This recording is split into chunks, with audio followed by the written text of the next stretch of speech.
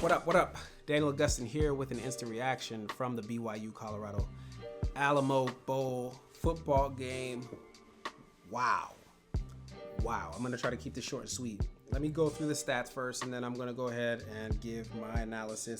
This is going to be a very unpopular take. Just go ahead and put that out now. One of the stats I see here that I want to mention, BYU had 180 rushing yards to Colorado's 2.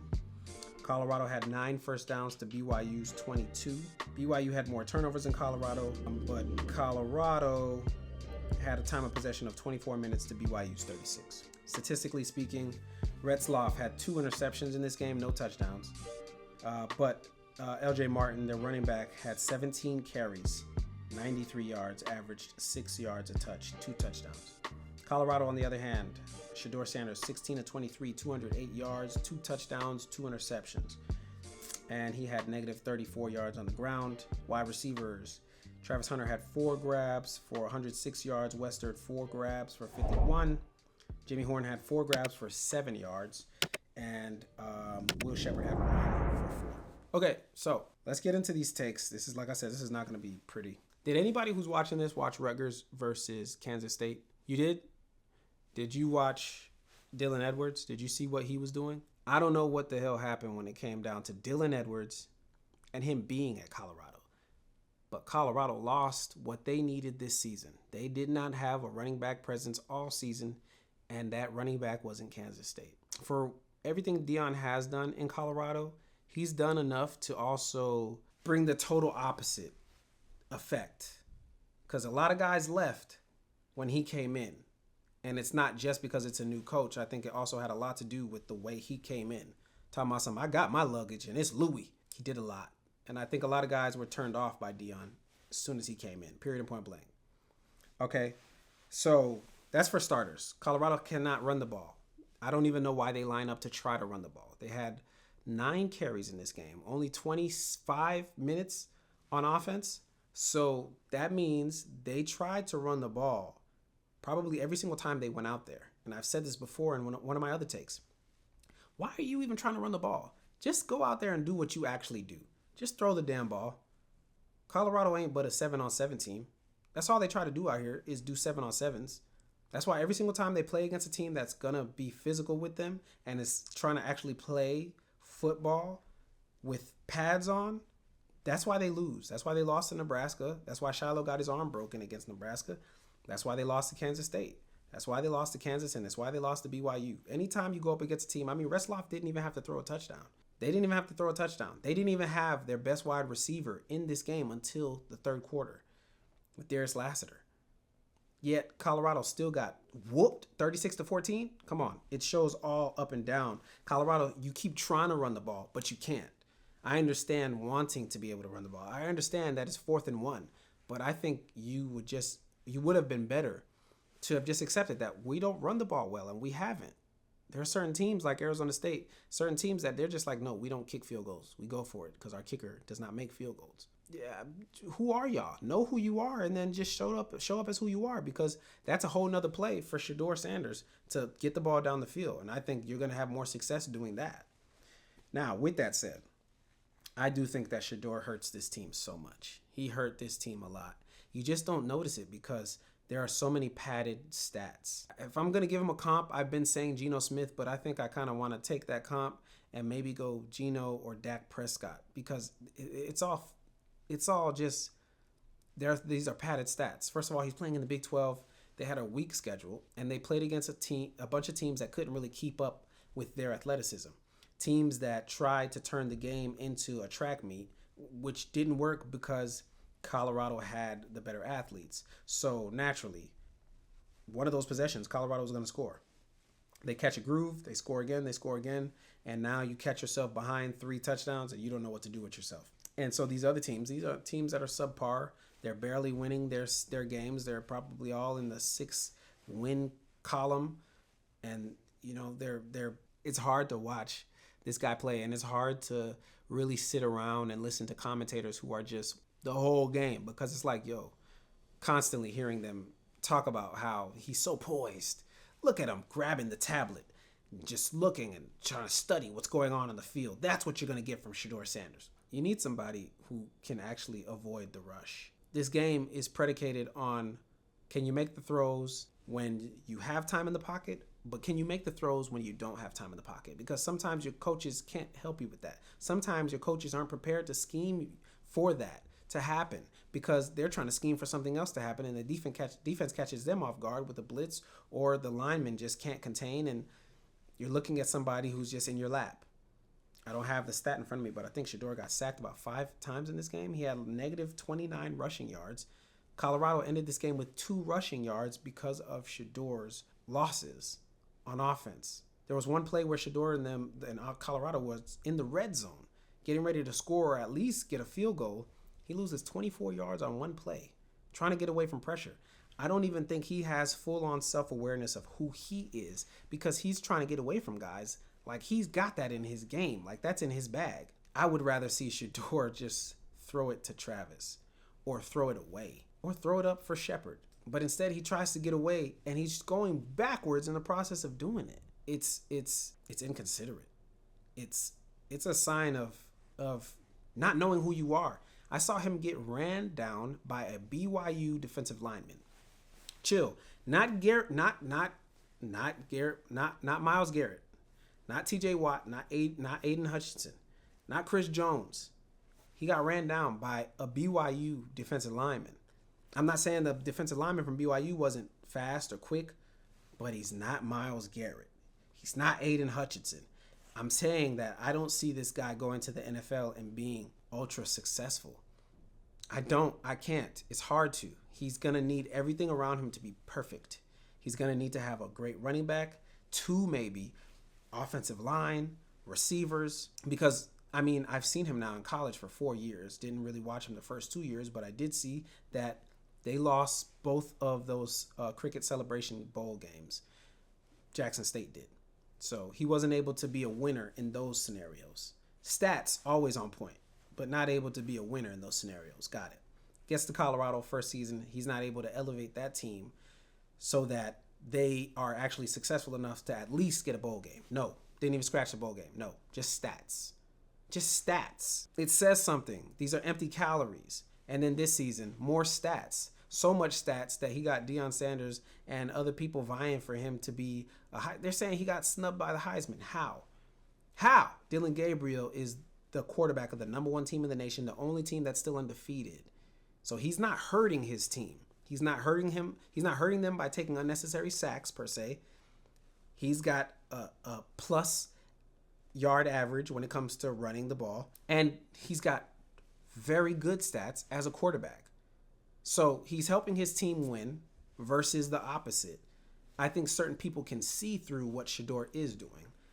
But wholeheartedly, and I'm taking notes and I'm reading from my notes every now and again, I think Shedeur's success comes on the back of Travis Hunter. I know Will Shepard was successful. I know Wester was successful. I know a couple other guys were as well, to a certain degree. But everything fell off of Travis's success. When you see what Travis is able to do in a game like this, when he can catch a quick pass and just separate from the defensive secondary. These are defensive backs he's running away from. You can see the explosiveness, and he's been showing it all season. I want to talk about a team like the Detroit Lions. I think in the NFL, if you, as a quarterback, cannot run, you automatically put your team in a tougher situation. Let's look at the Detroit Lions. You got a guy like Jared Goff. First of all, the offense, they got an offensive wizard as the coordinator. But they got Amon-Ra, and then they got Jameson. Then they got 2 running backs. They got a great offensive line. And because they have the well-roundedness of that whole unit, they run the hell out of the ball, and then they throw when they need to. They don't even throw excessively. Jared Goff is not going out there and throwing 40, 50 times every game. No, that game when he was perfect, the game was like 19-19. He doesn't have to do too much, and he's more precise. He's quicker. The reason why I think Michael Penix will be successful is why he was successful in college. His release, he's faster, he's quicker. He trusts the quick game. He trusts that his receivers will be there. Okay, he has great anticipation and great arm strength. He's taller and he's stronger, so he's bigger. He could take a couple more hits than I think Shedeur will be able to. Shedeur took a hit in this game where he slid and somebody who was being ultra aggressive hit him late. But he didn't hit him too aggressively, just hit him a little bit. And then he just was on the floor, just lounging around on the floor like he had an attitude about it. Kid, come on, man. Like, what do you think is about to happen in the NFL? It's going to be 10x on the talent, 10x on the speed and the aggression, the size of your offensive linemen, of the defense, the linebackers, the linemen. I'm scared for the kid. Just keeping it real. I think the highlight of his career is going to be going number 1 or top 5. And I don't see how anybody could pick him number 1 after getting a chance to see Cam Ward and then Shedeur back to back. I don't see how you pick Shedeur Sanders. I think he's a guy that just needs to have everything working in his favor. He can spin it. But, I mean, even in this game, Travis Hunter, he was being double teamed.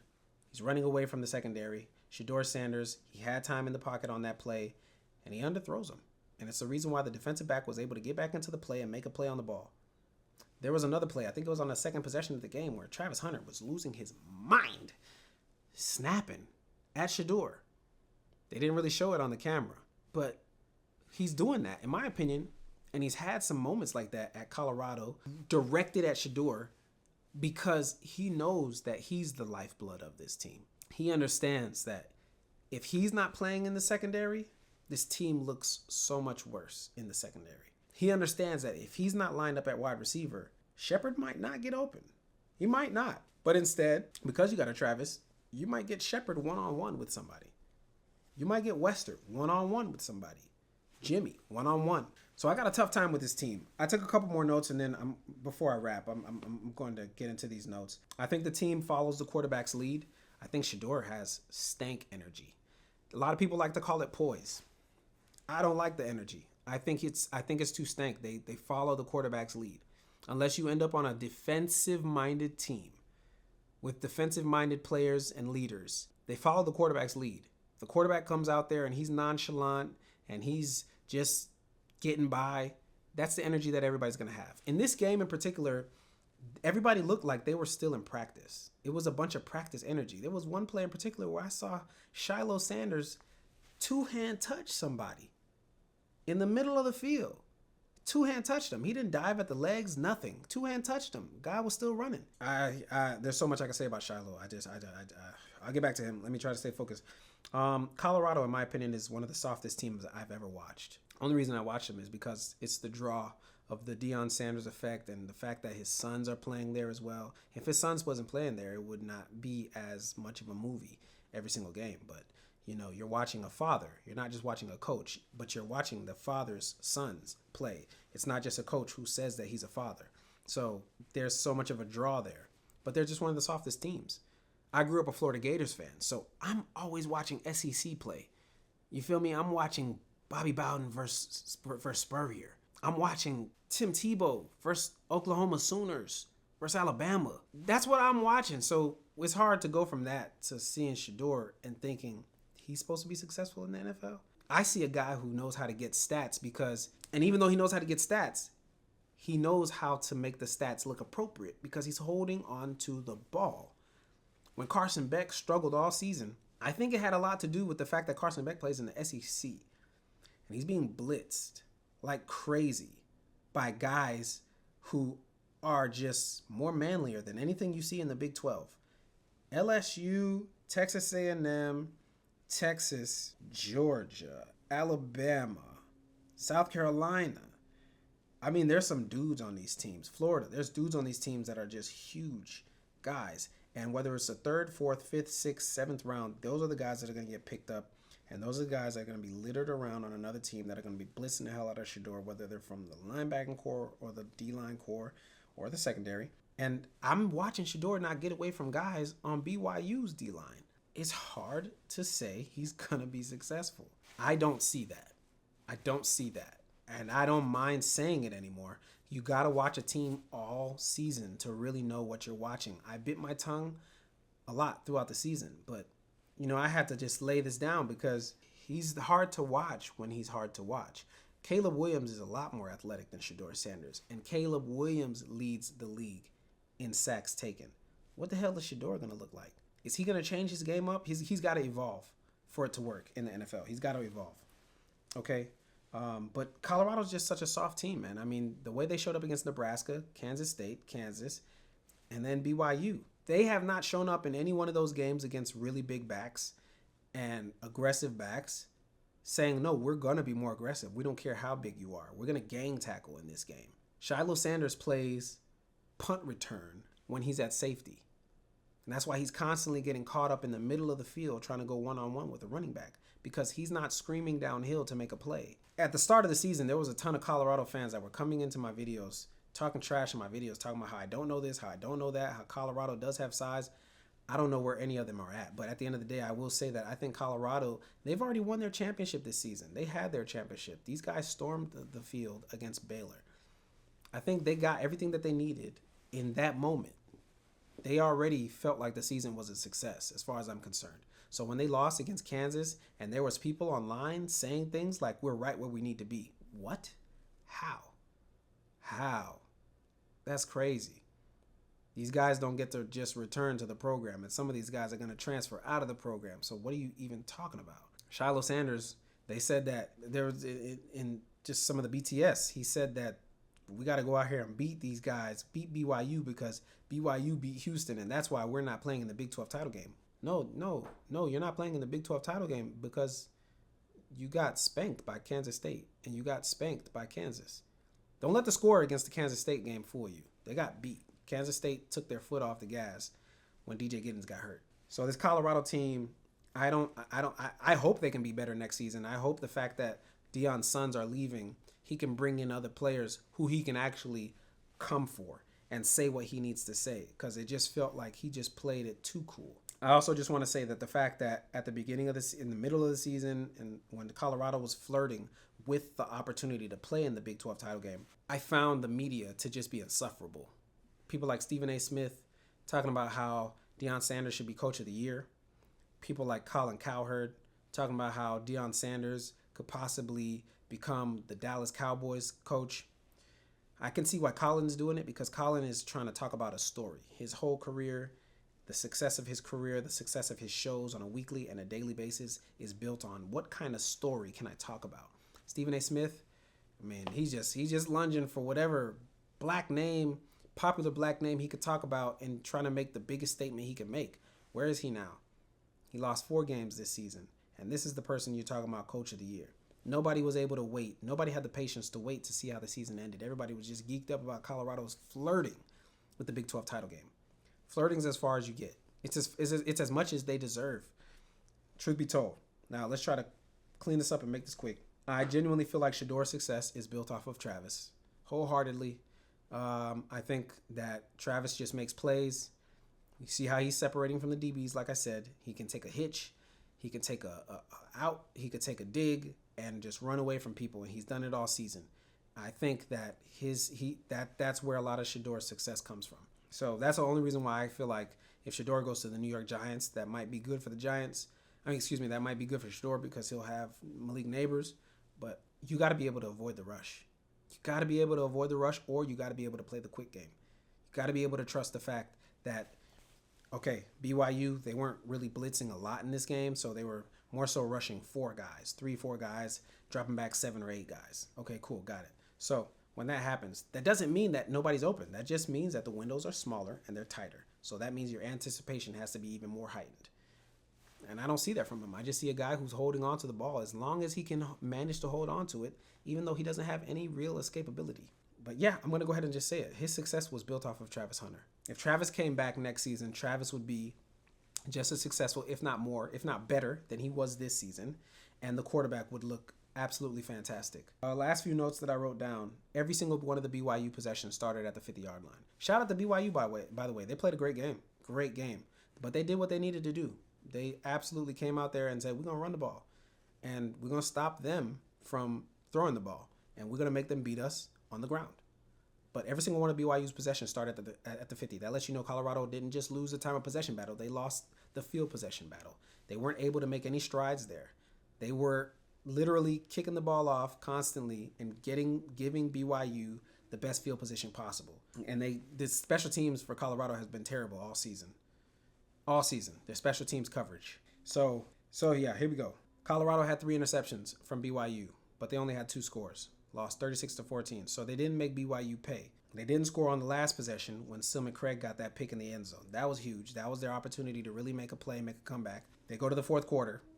They have a 4th down. There's 13 minutes left. Colorado chooses to punt the ball. Why? Who's making the decisions? Why would you punt the ball? You haven't really been stopping them except for a couple interceptions, but you haven't stopped them on the ground. You just picked them off. Why would they just start forcing the ball in the air again? Crazy. And then my last thought is just that Shedeur had 2 interceptions in this game, and I just don't see how he's going to look better in the NFL. Now, everywhere he's gone, he's done a great job of holding onto the ball, taking enough sacks to where that stat line doesn't look good. But when he does throw the ball, he knows he's throwing to somebody that's going to be open, which helps his stats and sets it up to where everybody can blame the O-line. But I think a really good quarterback, the best quarterback possible, knows his O-line, knows his O-line's weaknesses, and compensates for his O-line's weaknesses. Knows, I'm probably only going to have 2 seconds on this play. This guy's tired. I'm looking at him in the huddle. He's breathing all hard. And Jesus, okay, I got to be ready. I don't see that on Shedeur. I know this is unpopular for me to talk like this, but I don't think he's going to be a successful NFL quarterback. If he does become one, I'll be the first to eat my words. The guy worships Tom Brady, which is why I think he wants to be on the Raiders.